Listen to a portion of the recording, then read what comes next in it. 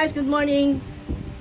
Hi, welcome again to our channel, Rich Chich Channel. Nandito na naman ako guys para magpaganda. Nakita nyo naman as you see with my naked face na ganyan ang natural beauty ko. Ang pangit, no? Ang pangit pag walang ayos, no? Ang pangit. Kaya kailangan nating mag-ayos dahil hindi kagandahan pagka hindi nakaayos. Okay? So, before that ay syempre, linisin natin ang mukha.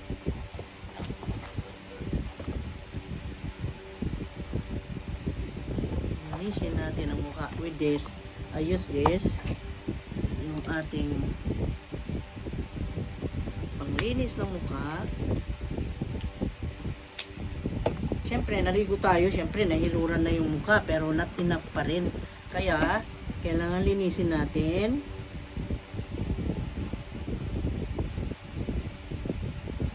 Ayan, huwag naman nating sabihin pangit ang mukha natin dahil gawa ng ganyan. Tingnan mo, meron akong ilong, nakakaamoy, nakakasingot. Meron akong mata, nakakakita. That is valuable. That is very priceless. That is priceless really na walang makagawang tao niyan, yung eyesight. Tapos, meron akong bibig na pwedeng magsalita kung saan tayo kumakain. Meron akong dila na may panlasa, nalalasahan ng mga pagkain. Tapos meron tayong ulo, brain, ears na makarinig. Ayan, di ba? Ang 5 senses galing lahat 'yan sa ating Panginoon. Oh, ayan. So, wag nating sabihin pangit. Okay, let's be grateful kung anong binigay niya. Ayan, great. Kaya lang yung binigay niya, kung di natin masyadong yung parang hindi maganda, kung yun bang ayusan natin para bang yung dekorasyonan mo kung meron kang gamit, di ba? Kahit nga yung bag, lagyan mo ng yung talian mo ng yung tawag doon, yung ribbon para gumanda, mga ganun ba? Katulad din ng mukha, ayan, para ma-enhance at para sumabay din tayo sa uso ay nakikiuso, ayan.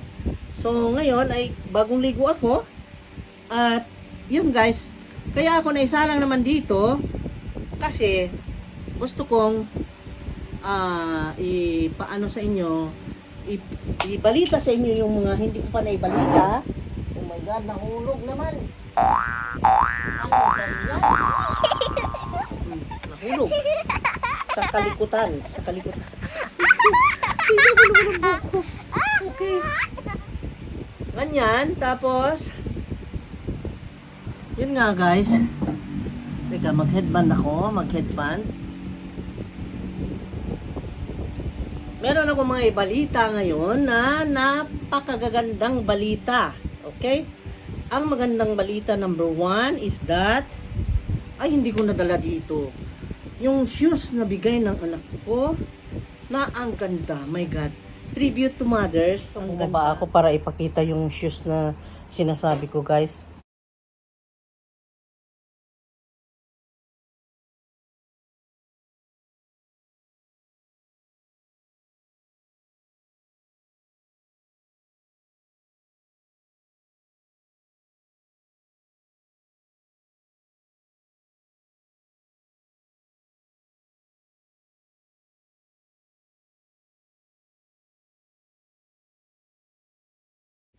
Mamaya ipakita ko.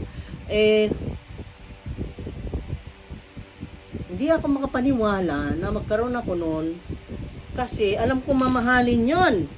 At hindi naman ako nangangarap ng mga ganong mamahaling mga sapatos na kung anong nangyari sa akin. Anong nangyari? At ito yung pampaputi ko ng pekas guys kasi may pekas ako. At yan ay i-share ko rin sa inyo kung nanaisin nyo, ewan ko. May tinatry ko kung okay nga ba. At i-share ko rin sa inyo kung ito'y okay. Siyempre, natestingan ko, babalita ko na naman sa inyo kung okay. Yan ba, yung binigyan ako ng yung shoes na, yung Kyrie na I love you mom. Yung mayroon siyang ukit o embroidery yata yun na nasa talampakan na nakalagay I love you mom. nakalagay doon. At ang ganda, dahil ang design niya is napuno siya ng heart, and then dalawang shoes yun, so heart and rose na malaki dito sa kabila, ganon. So ang ganda, kaya masaya ako. Kaya ditong araw na ito ang daming ganap. Tapos may naibalita ang anak ko dahil nga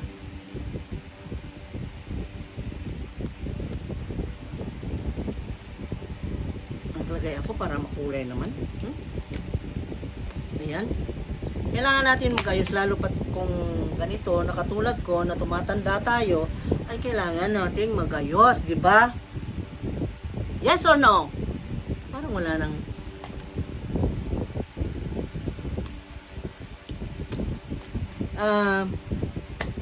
at yun nga, yung balita ko, number 1 is the shoes, na ang ganda-ganda, ang cute-cute, wala naman dito. Tapos pangalawa, mamaya na pagkatapos kong magayos guys, ipapakita ko yung shoes. Puntahan ko nandun sa babae. Nilagay ko dun dahil nakatakbo kanina. At sinabi ko sa husband ko kasi hindi ko alam ang price. Ngayon, tinignan ko sa online guys. My God, I cannot believe. Bale $953 ang price ng shoes. Sabi ko, hindi ko naman pinangarap ang ganyang mamahaling shoes. My God, hindi naman. Yung Nike ba na Kyrie na I love you mom, tribute na for mothers, na may heart, para siyang Gucci. Parang Gucci ang design. Tapos, pangalawa, na ibalita ko is that, yung anak ko, na ibalita rin niya, yung linya niya na pag-boxing, ay na-improve na siya. Yung maging seryoso na yung kanyang, kumbaga, medyo nai-improve na siya, so isasalang na siya sa tournament. So seryosohan ng usapan sa pagbabaksing. So yun, ayoko sana guys, na magbaksing, sa kaya lang wala akong magawa kundi suportahan na lang siya, kasi wala, ayaw talagang papigil guys. Kahit na siguro magtambling-tambling ako, kahit pa siguro ako yung magwawala, ay talagang ayaw niyang makinig sa akin, at gusto niya talaga yun. Kaya suportahan ko na lang, at yun lang, bantayan ko na hindi mapahamak kami ng asawa ko. Ang asawa ko, naku, alala, at sabi pa niya, bakit ba ganyan ang ganyang profesyon ang gusto mo? Hirap niyang profesyon na yan, hindi yan biro. Sabi niya kasi delikado, lalo pat last week nabalitaan namin yung 22 years old na nagboxing na sa blow by blow by Manny Pacquiao doon sa Manila, ay yung 22 years old na namatay.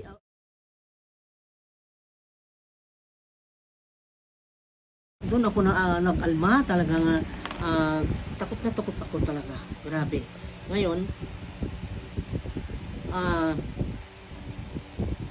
dahil nga hindi nga mapigilan, sinusuportahan ko na lang. Kaya nga nakita nyo, pag nandun siya nag-workout at nandun siya nag-i-sparring, ako'y nandun at sinusubaybayan ko siya at binabantayan.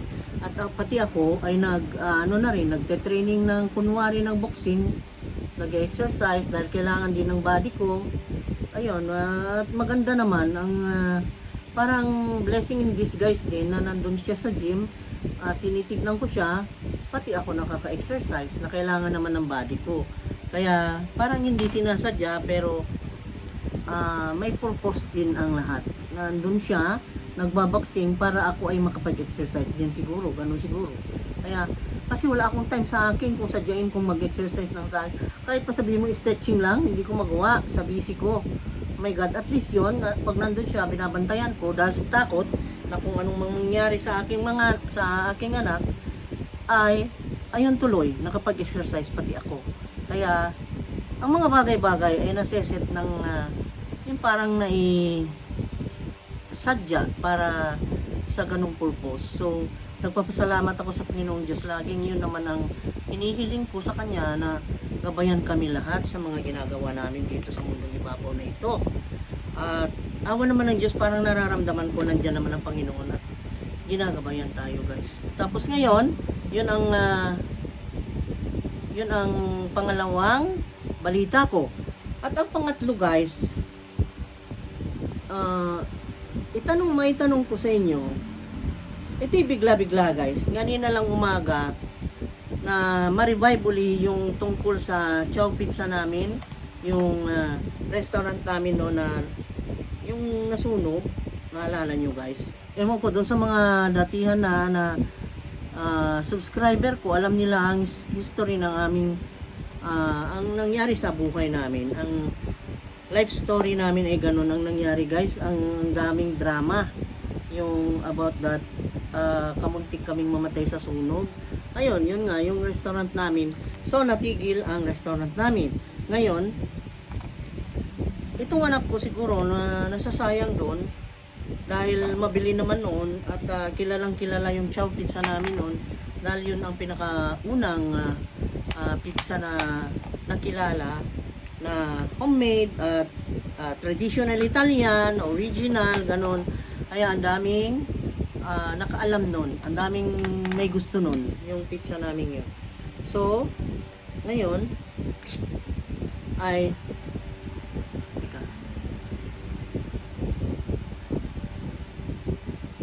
ayun, itong umaga na ano ko yung anak ko kasi kung bakit na naging topic niya kanina na ang sabi niya gusto raw niyang ipagpatuloy yun pag business ng pizza. Ako naman na surprise as in na surprise talaga ako guys. Pero sabi ko nung sinabi niya yun na mama, ipagpatuloy na lang natin yung pizzahan kanya, nagulat ako. Sabi ko bakit? Sabi niya sayang daw, sayang din ang oras nun, sabi niya. Tapos yun, nag-usap kami at talagang seryoso siya, gusto raw niyang ipagpatuloy. Sabi ko, seryoso ka, ako hindi ako seryoso ha, basta ikaw ang bahala kung kumuha ka ng tao, ikaw ang ano, basta tutulong ako, mag-assist lang ako. Mag-assist in meaning turuan ko siya, ibigay ko sa kanya yung recipe ko ng mga yung pizza, and then sabi naman niya, suggestion niya is that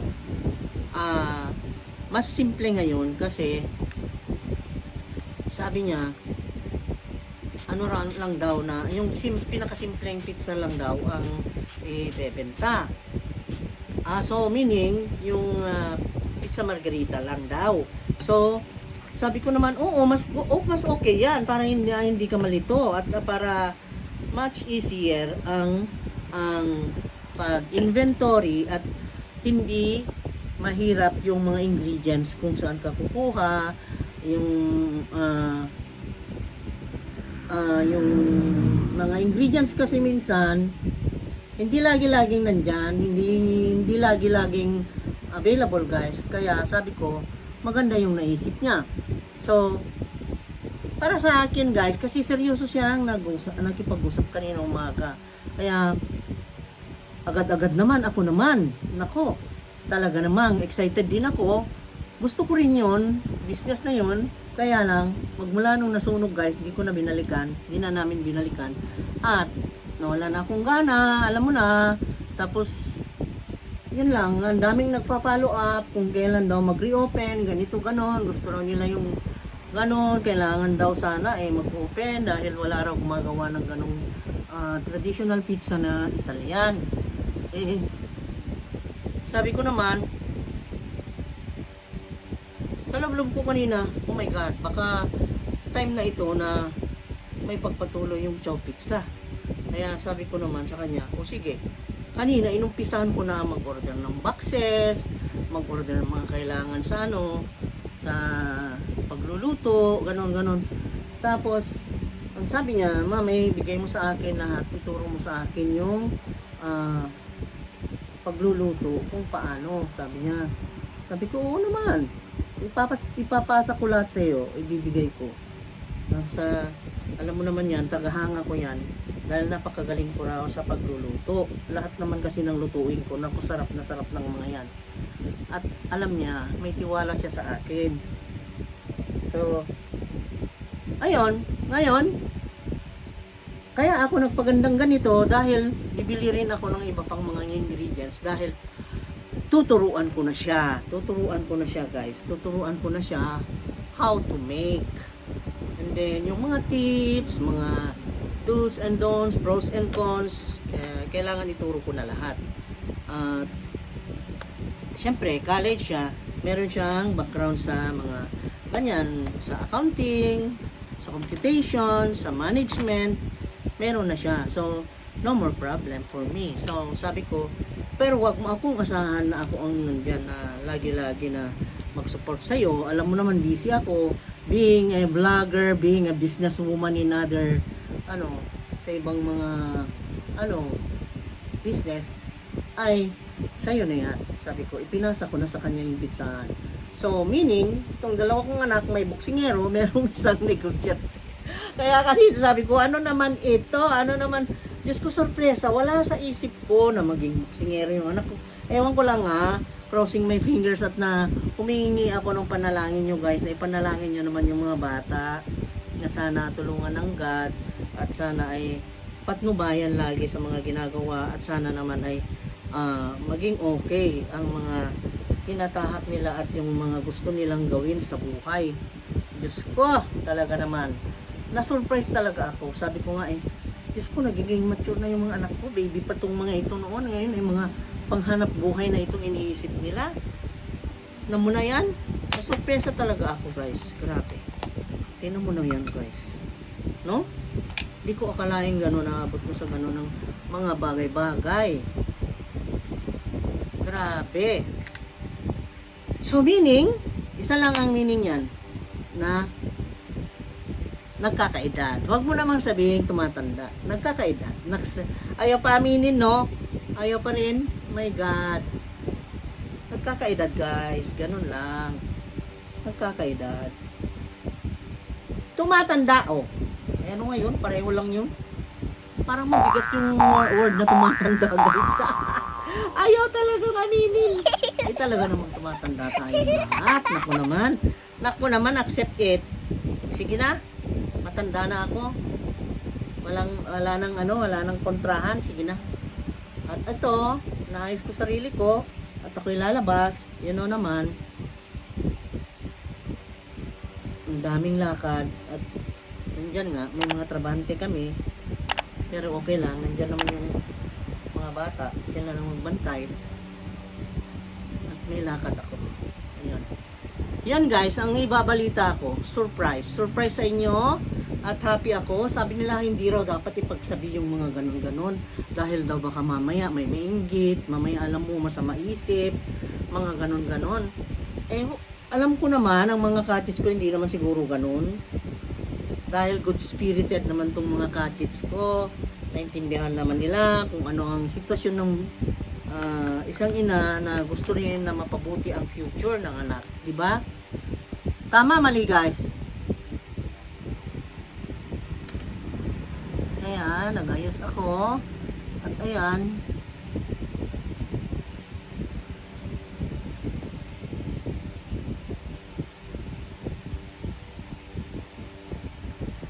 At ako, gusto kong maglagay ng false eyelashes. Kasi pagka may nakita ako naka false eyelashes, gandang-ganda ako. Ewan ko lang, bakit sa iba ayaw nila? Yung iba ayaw. Parang daw. Nasiwaan sila. Ako naman gandang-ganda. Gandang-ganda ako. Ay kanya-kanya tayong gusto Kanya-kanya tayong pagtingin sa mga bagay-bagay, kanya-kanyang opinion, di ba? Hindi naman pare-pareho, di ba? Ngayon, mag-lipstick tayo.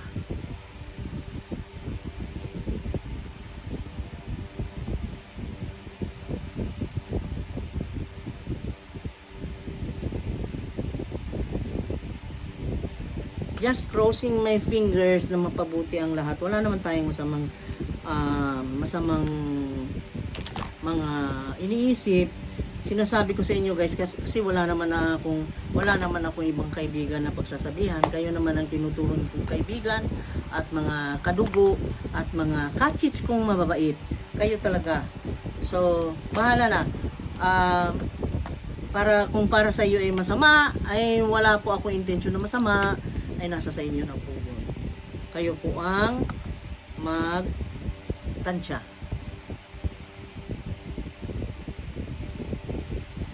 At gusto ko lang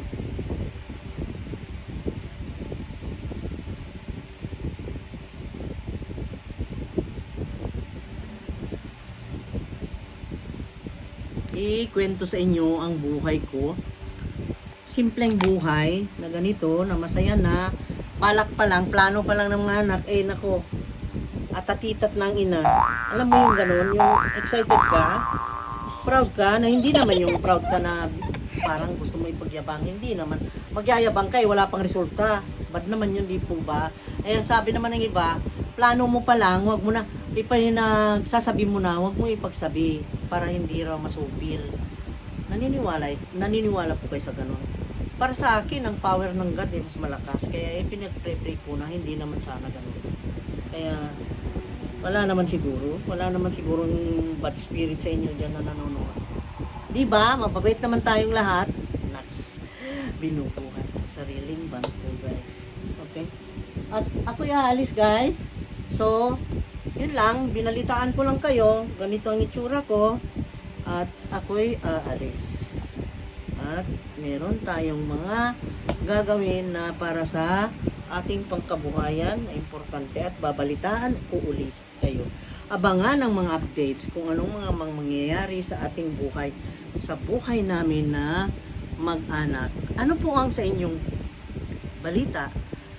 Balitaan nyo naman ako. Ito ako, ganito, at yan, basa pa ang buhok. Hintayin ko lang na matuyo, and then maghikaw ako, magpintas ng manipis lang, and then we'll now go. Ganito na, ito na ang damit ko. Okay, simple lang. Okay, so ayan, simple lang, basta lang maayos, mukhang tao. Ayan, at nasabi ko na kung ano yung mga surprises na sinasabi ko, na balita na sasabihin ko sa inyo, ay nasabi ko na. Sana naman ay matuwa kayo, para sa inyo ay ikatutuwa, ikasisiyan nyo, at sana naman ay panalangin nyo rin kami. Okay, God bless us all, guys. Regards, I love you, take care. Please share ang video natin, and paki-like naman, and then mag-comment kayo. Any suggestion, I welcome. Okay? God bless you all. Let's be prayerful and thankful. I love you.